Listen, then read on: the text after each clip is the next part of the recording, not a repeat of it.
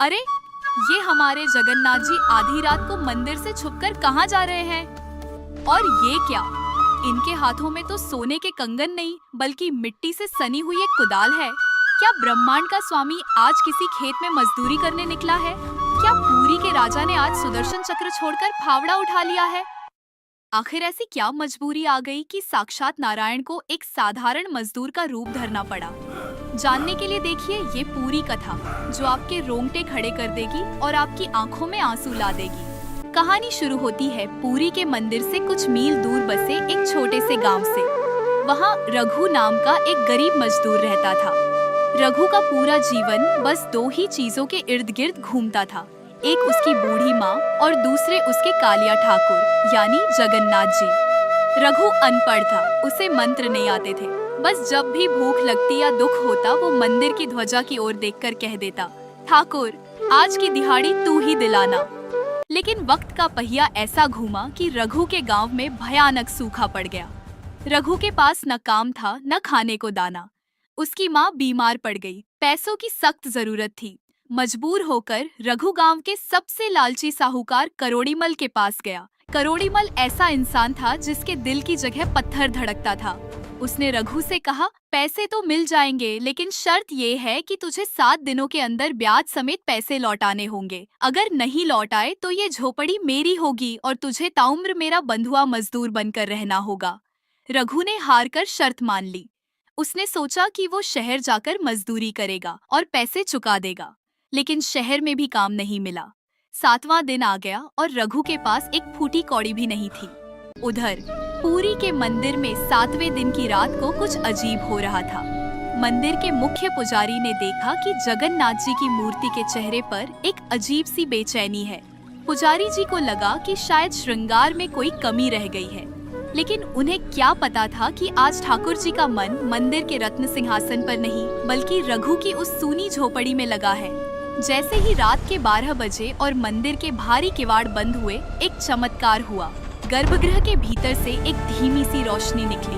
हमारे जगन्नाथ जी, जो कल तक रेशमी वस्त्रों में लिपटे थे, उन्होंने एक फटी हुई धोती पहनी, सिर पर एक मैला सा गमछा बांधा और नंगे पैर ही मंदिर के पिछले दरवाजे से बाहर निकल गए। उनके साथ उनके बड़े भाई बलभद्र जी भी थे, जिन्होंने अपने कंधे पर एक बड़ा सा फावड़ा और टोकरी उठा रखी थी। दृश्य कल्पना से परे था।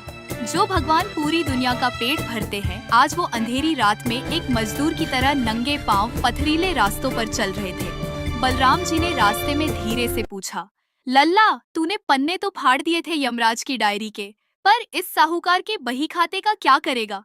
वो तो बड़ा जिद्दी इंसान है। जगन्नाथ जी बस मुस्कुराए और बोले, दादा, आज हाथ की सफाई नहीं, हाथ की मेहनत दिखानी होगी। रघु ने मुझे अपना साझीदार कहा था, तो साझीदार का कर्ज चुकाना मेरा भी फर्ज है।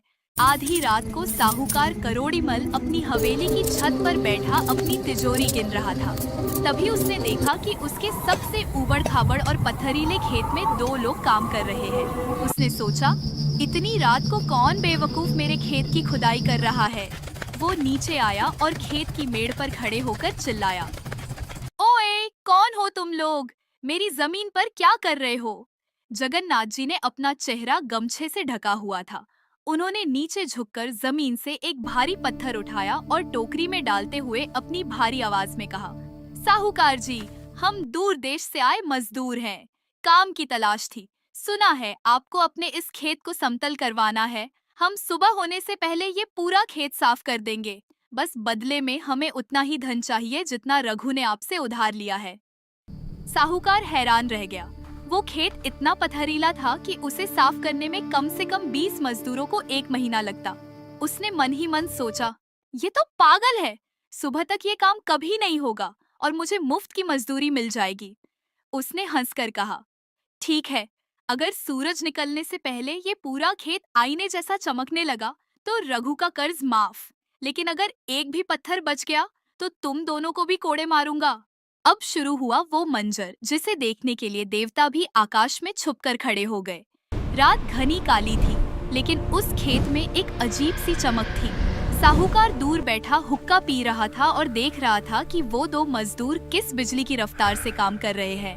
बलराम जी ने जैसे ही फावड़ा जमीन पर मारा, मिट्टी के बड़े बड़े ढेले रुई की तरह बिखर गए। जगन्नाथ जी, जिनके कोमल हाथों में भक्त हमेशा मक्खन लगाते हैं, आज वो बड़े बड़े पत्थरों को ऐसे उठा रहे थे जैसे वो रुई के गोले हों। उनके माथे से पसीना टपक रहा था और वो पसीना जहाँ गिरता वहाँ की जमीन उपजाऊ बन जाती। कल्पना कीजिए, वो परब्रह्म जिसके एक इशारे पर ब्रह्मांड बनता और बिगड़ता है, आज एक लालची साहूकार के खेत में मिट्टी ढो रहा है। क्यों? सिर्फ इसलिए क्योंकि उसके एक भक्त ने उसे अपनी मुसीबत में याद किया था। रात बीतती गई, साहूकार की आंख लग गई, लेकिन जैसे ही भोर की पहली किरण फूटी और सूरज की रोशनी उस खेत पर पड़ी, साहूकार की चीख निकल गई। सामने का नजारा देख साहूकार के हाथ से हुक्का गिर गया। वो पथरीला खेत, जहाँ घास का एक तिनका नहीं उगता था, आज वो बिल्कुल समतल था और वहाँ की मिट्टी से ऐसी खुशबू आ रही थी जैसे वो साक्षात चंदन हो। खेत के बीचों बीच रघु के कर्ज की वो सारी राशि और ब्याज के सिक्के एक पोटली में रखे थे।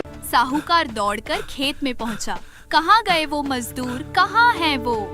वहाँ कोई नहीं था, बस जमीन पर दो जोड़ी पैरों के निशान थे, एक बड़े और एक थोड़े छोटे, लेकिन उन निशानों में शंख और चक्र के चिन्ह बने हुए थे। साहूकार समझ गया कि ये कोई साधारण मजदूर नहीं थे। उसके रोंगटे खड़े हो गए। उसे याद आया कि कैसे उसने उन मजदूरों को कोड़े मारने की धमकी दी थी। वो पागलों की तरह रघु की झोपड़ी की तरफ भागा। वहाँ रघु अपनी माँ के पास बैठा रो रहा था क्योंकि आज उसकी झोपड़ी छिनने वाली थी। साहूकार उसके पैरों में गिर पड़ा। रघु, मुझे माफ कर दे, तेरे भगवान खुद मेरे खेत में मजदूरी करने आए थे।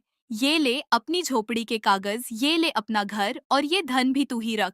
इधर पुरी के मंदिर में जब सुबह के पट खुले तो पुजारियों के बीच हाहाकार मच गया। जगन्नाथ जी और बलराम जी के मूर्तियां तो अपनी जगह पर थे, लेकिन उनके वस्त्र मिट्टी से सने हुए थे।